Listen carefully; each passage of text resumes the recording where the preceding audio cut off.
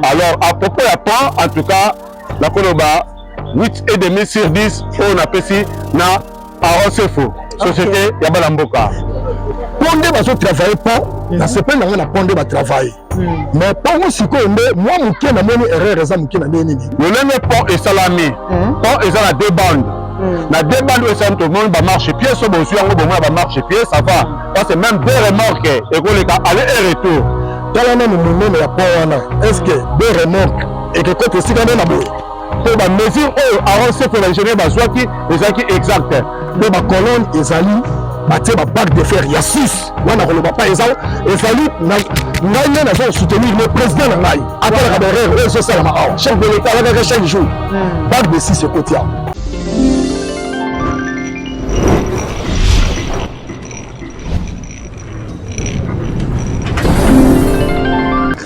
Chers amis fidèles téléspectateurs, chers internautes de Maximal HD TV, bienvenue dans la zone de recherche. Bienvenue dans la chaîne en haute dimension. Nous sommes là pour vous former, pour marcher ensemble avec vous. Nous sommes là pour vous montrer la République démocratique du Congo dans sa grandeur et dans sa diversité. Oh, ça aura vraiment plaisir, Nabiso. Alors, le soleil est accablant dans la République démocratique du Congo. Il fait très chaud. Alors, la pluie est prévue vers les avant-midi. Mais malgré c'est pour nous la toute première fois à devenir voir ces chantiers, un grand chantier où ils allaient se construire à Wanakati à Kanluka. La rivière Lubudi. Cette rivière qui a relié deux communes, et relié commune ya Selembao et relié na commune ya Ngaliema. Alors, du côté Selembao, ezali na avenue Landu. Avenue Landu, ozo mabiso tina bumbu. Ozo mabiso tina bumbu, yango ozo ya awa juste na Kanluka awa, na Paul Lubudi. Alors, sur Ngaliema, avenue ozo continuer, ozo koma avenue Lui, na quartier Kanluka. Donc, ozo kenabiso ti na Sakombi. Alors, binomoko, ceux qui botali quartier, botali avenue, vous allez constater que quartier Kanluka, na Selemba ou en tout cas, ezalata na lui, avenue lui, ozo menabiso tikuna na Sakombi na Ngaliema, ezali quartier moko oyo, etonda bakuluna, ezali quartier moko oyo, obscurité ezalaka totale. Les alliés quartiers moko oyo to komona vraiment ba construction anarchique et tonde belé to komona les alliés quartiers moko qui n'a pas beaucoup d'avenue ba to ba construisa na ndenge moko les alliés ya malamu te na ndenge moko esengeli. Mais mokonzi ya ngumba ya Kinshasa papa Gentilini Bilambaka ensemble avec le président Fati Triple Béton ba sepelaki ba salela biso pont oyo ko relier deux communes, commune Nabiso ya Selembao, la commune Nabiso ya Ngaliema. Alors, avant de faire des détails, avant de faire un ingénieur, de faire un peu de solanaye, parce que to leki a mikolo belé, to solo lina population, sans caméra derrière la caméra, to solo li pe na ba kondia aron c'est fou. To sali étudiant nzela ya terrain, to tali quartier, to lina ki to comprendre au fait et là nini ozali ko salema awa.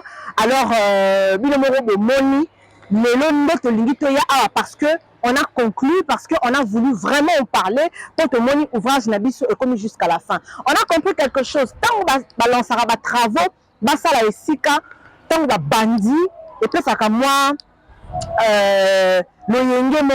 tout le monde a posé la content et tout. Mais tant qu'on va travailler pour débuter, ce qui va salir moi recul moukier, ça pose tout un problème dans la population. La population, ça m'a monsieur yé baraté, bah on va lingaka, bah mon bandit. Bah, mon niveau continuer et puis mbalamoko aussi ici alors qu'il y a de réalité et c'est vraiment tous les canaux micro tous les béla tout expliquer population tous les canaux télévision pour que bah un peu pour comprendre. Alors fidèles téléspectateurs, je vous prie de suivre ce reportage de l'Andananu le Lengemini pont la biso ici et Sili pont en soi et Sili. Alors nous allons voir de gauche à droite à l'est à l'ouest au nord sud total environnement et puis tout juste après pour repérer sa le détail, y a ya ba étude pe oyo tosali na ya connaissance oyo tozwaki na kati ya quartier oyo mobimba. Alors suivons ce reportage et on se retrouve tout de suite après.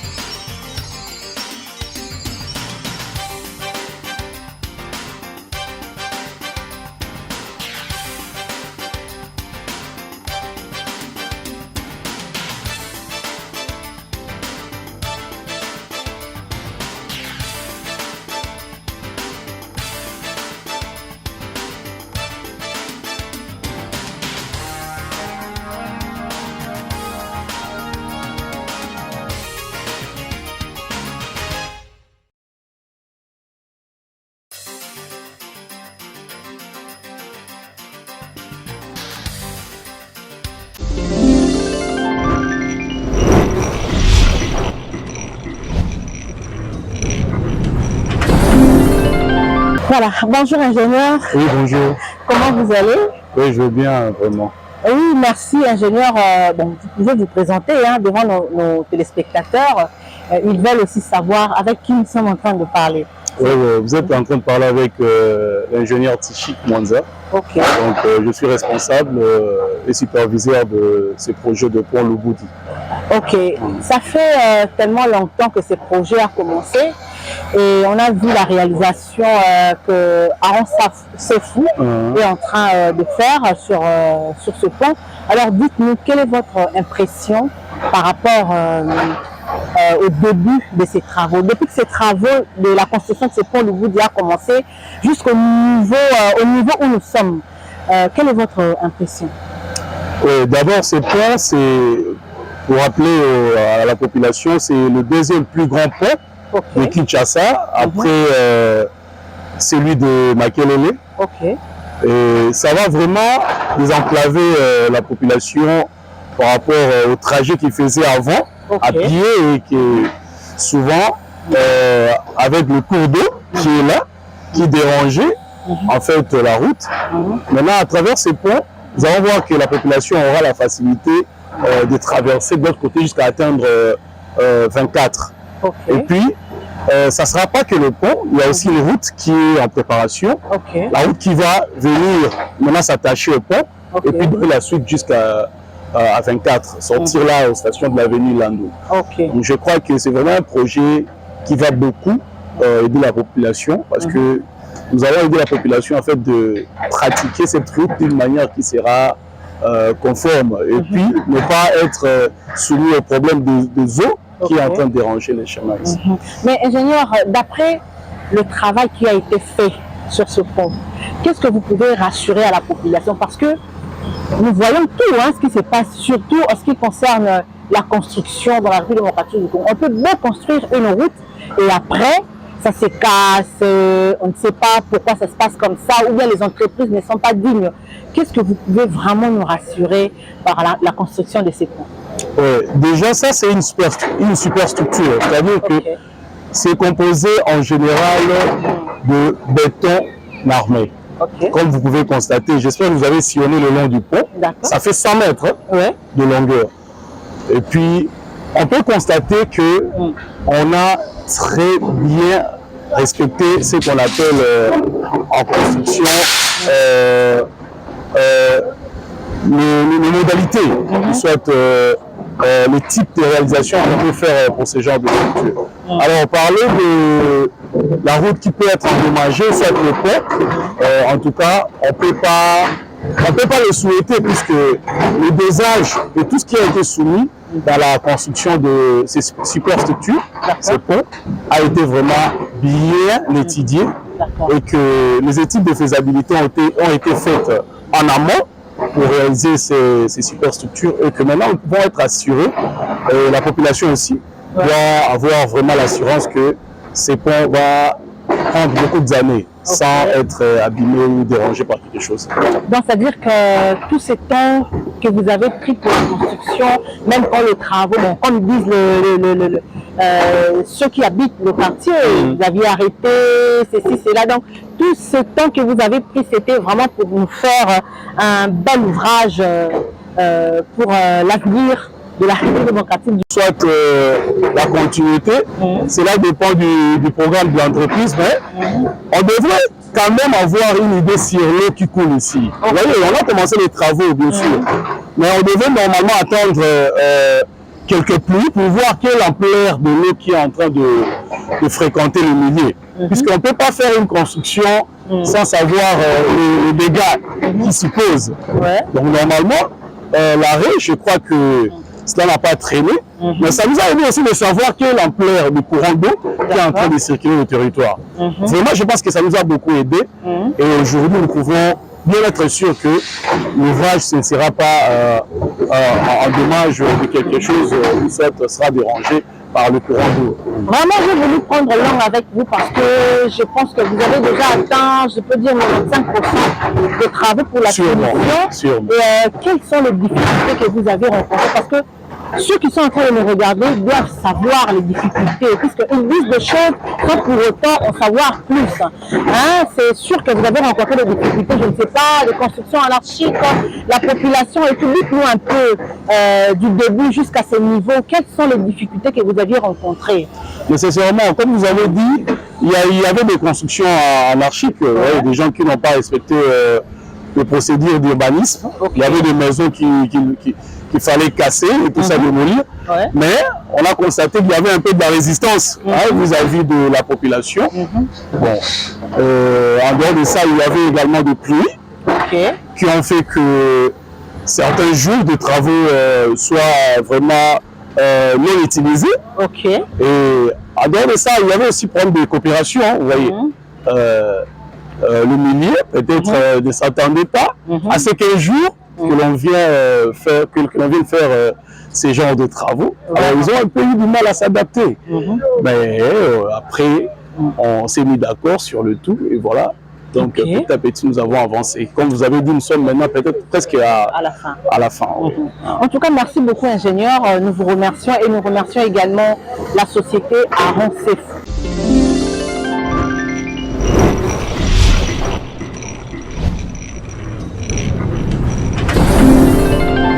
Bonjour papa. Oui, bonjour maman journaliste, maman Jacine Akata RTNCD. Bonio. Bien papa, bonio papa. Oui, na sepeli na boyi malamu ya bino parce que la chaîne oyo biso ya mboka Congo au Fati Beto al ndata nyoso et DG Aaron Sefou oyo al ndata nyoso chaîne na bino.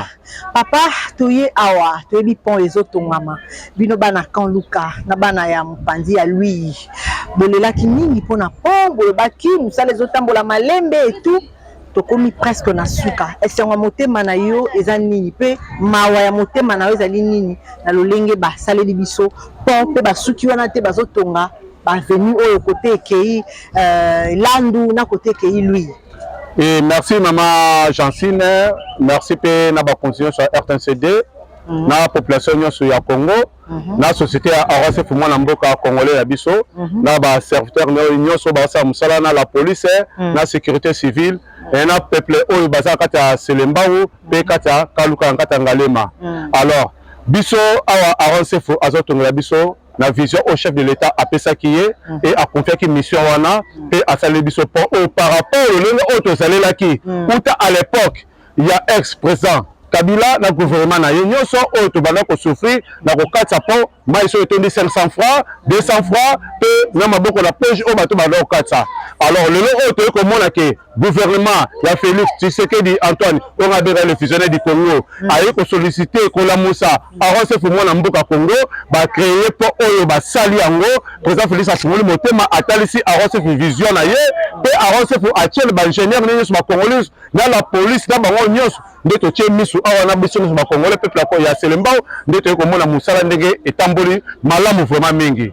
Alors à propos ya pan en tout cas la koloba 8,5 sur 10 on appelle na Aaron Sefou société ya bana mboka. Kasi difficulté nino bozala na yango na quartier ya côté parce que pour des gens nzela ça va so batie makadam koto boye na mupandi boye c'est déjà ça va mais à part ça difficulté nino bozala na koto na kata Kaluka. Oui, kata Kaluka na Selembao difficulté autozala ngo dans un premier temps le même pont est salami pont est la deux bandes. Na deux bandes où ça tout le monde va marcher pied so bozu yango bon va marcher pied ça va parce que même deux remorques et ko le aller et retour mais na kota là ko banda na lui ko keneti na courbir en tout cas nzela wana eza muke toye même awa na Selembao boko mona nzela msu muke nzela msu eza muke eza basi nini ngai na leka ba chaîne mingi na lobaki na ba inconvénient o terrasse o esalamaki on a le blaki sur société Aaron Sefou ce que ça malam na lobation mabe na lobaki mais toye ko découvrir na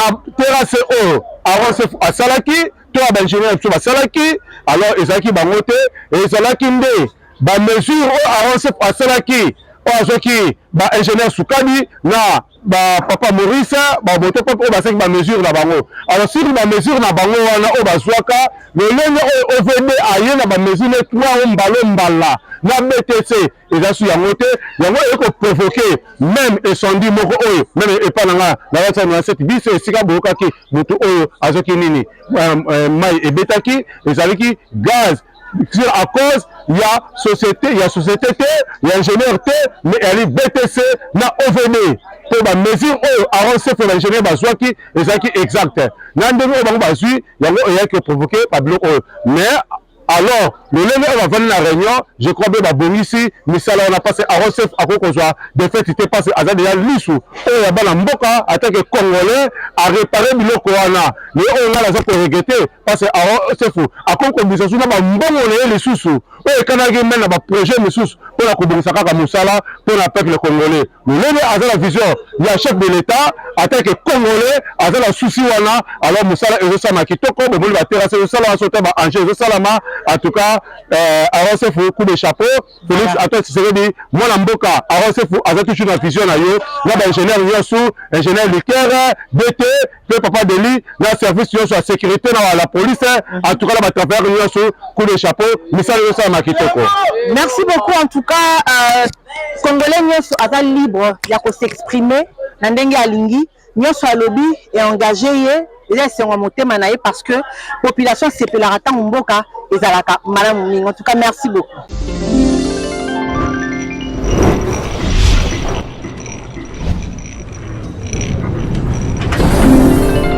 Voilà, bonjour papa. Bonjour maman journaliste. Oui papa, comment on a nani? Comment on a président Mavinga, comment on soit bien président Djiké. Président Djikin, toza na secteur Nabino, misala pont, Luboudi, les salama, toyebi ndenge balonsaki ba travaux, ba commis déjà na ba phase finale, donc na kolo ba 95% ya finition, ya pont, pe ya kosala avenue ezo mema biso lui to lo bana landu. Impression na weza nini? Kolela ya motema na weza nini? Pe ko sepela ya motema na weza nini? Caméra na biso eza ko tala yo. Bon, maman, na sepeli mingi ndenge chef de l'État azuli likanisi ya kosala nzela oyo. Nzela oyo depuis tobotama. Nzela oyo basala ngoti. Ouais. Bata liboso bayaki, batiki nzela oyo bakimi, batie basokre na ngoma pamba ya 8 mètres bakei. Mais président ye akatisi 2 fois awa na mai makelele na mabaya. OK. Na ba pont oyo bafutaka ba 100 francs wana. Azuli likanisi ya kosala pont oyo. Eza malamu mingi ndenge pont oyo esalami pa pont oyo ils ont soutenir Selema ou Nangalema. Ok. Bon, pour eux, ils ont là, tu as sangisango kubanda elengesa. Et que banda kubanda elengesa ti to kende magasin ya kitambo. Pompage na nzela oyo. Ipeni na nzela ya sako nguma na nzela oyo. Oya biso oya ya nini oya biso libudi oyo. OK. Yangana tozo ko loba boye. Ponde baso travailler pas na sepel na ngana ponde ba travailler. Mais pas aussi ko mbe moi muke na moni erreur eza muke na nini. Tala na monene ya pawana. Est-ce que deux remorques et que côté sikana na boye. Et ça 6 mètres. Na monene na ngana. Et ça 10 mètres. Et ça 10 mètres. Celui to 6 mètres to meki na sikana tikuna to kotala nezi to 10 mètres mais 7 mètres. Et 3 mètres ndeza piéton. Voilà ba piéton. Mais siko 6 mètres wana siko na ba camion minene boye. Et que le cabien, on les appelle la quête, na ba yasa mike mike. OK. Bon, na ba vitesse yo. Au moni oyo, eza route secondaire té. Et eza grand boulevard. Route secondaire eza le ko la ba elenge samé ba sali na ba Birmanie, ba nini wana le sava. Mais oyo, ezali nzela moko eza mulai makasi mingi. On comprend le maman. Siko tozu siko le prince na bande basali. Marguerite bande basali ka pongo to betika maboko. Mais tozu siko nzela oyo. Nzela me basali yango mama soko tala yango ezana muke mingi. Mais ba colonne ezali batie ba bac de fer ya 6. Wana ko loba pa ezali ezali na ngai na zo soutenir le président na ngai. Atala ka derrière o so sala ma awa. Chef de l'état la ka chaque jour. Bac de 6 kotia. Nous le betaki mukolo wana e buki ba mini nyoso to. Ba semaine o place ezali terre jaune.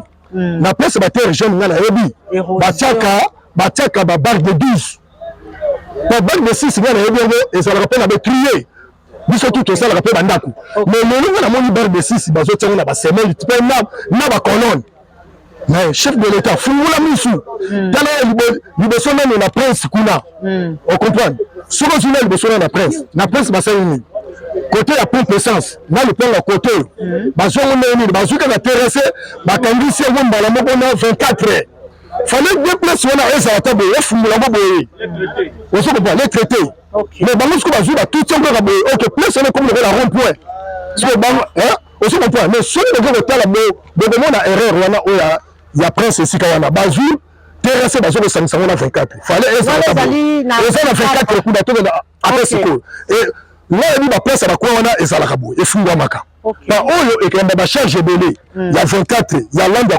te papa awa tokoyamba biloko ya mabe awa na makadame oyo yango tozofélicité chef de l'état ndenge azosala prince baluka bato oyo bayebi misala ya malamu batravaille mpo na ngai nalingi misala etravayaka mutu mundu ayeba misala ya bien me bamisala ngani namoni mpena awa na nino nazomona misala eza nanu mabe mpo na nini pieto akosala wapi tala na nsiko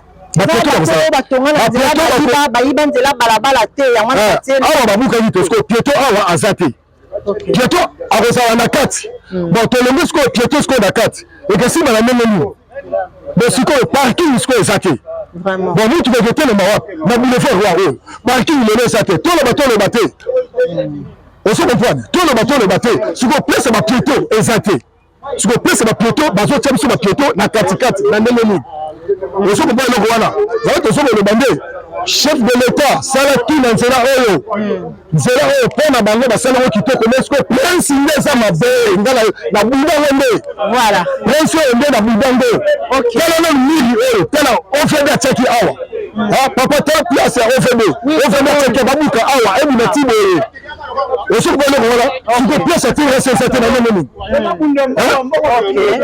nga nazokoloba président sala tu ye moko otindaka bato nde bakotala basololaka mpe na biso basolola nde bato misala te na biso nde tozokomona baerreur ezali partout mama solo etala ngo kuna komona colonne eza na bac de 6 en tout cas merci emonika nde tolobaka population aza na liberté ya kosexprimer parce que congolais alingaka mboka na ye mpo mboka ebonga il faudrait que baoyo bazovanda na esika wana bayebi makambo ndenge ezali bazomona il faudrait baloba pour que chef de l'état bazwa conscience ya kokende kolobela mpe bato oyo batiaka bango bakonzi ya société entreprise oyo bayaka kosala misala sur terrain baoyelaka kolia mbongo te so babi bosomba babar de vente mpona mosala ezala durable mpona nzela oyo omela il faut kosala yango mpona bolingo ya mboka alors tozocontinue toujours na micro na biso.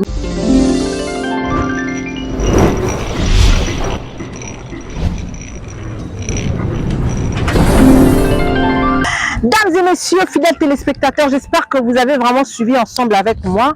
Tolandi elongo na bino lolenge nini misala eko salema awa na kati ya Kanluka bino moko bomoni environnement ndenge ezali botali pont ndenge tongwani mingi tozolobela pont mais tokobeta pe moi c'était mukie de part et d'autre na rivière na biso oyo ezali awa. Alors nous devons savoir que ces ponts ils ont mesuré déjà 100 mètres de longueur.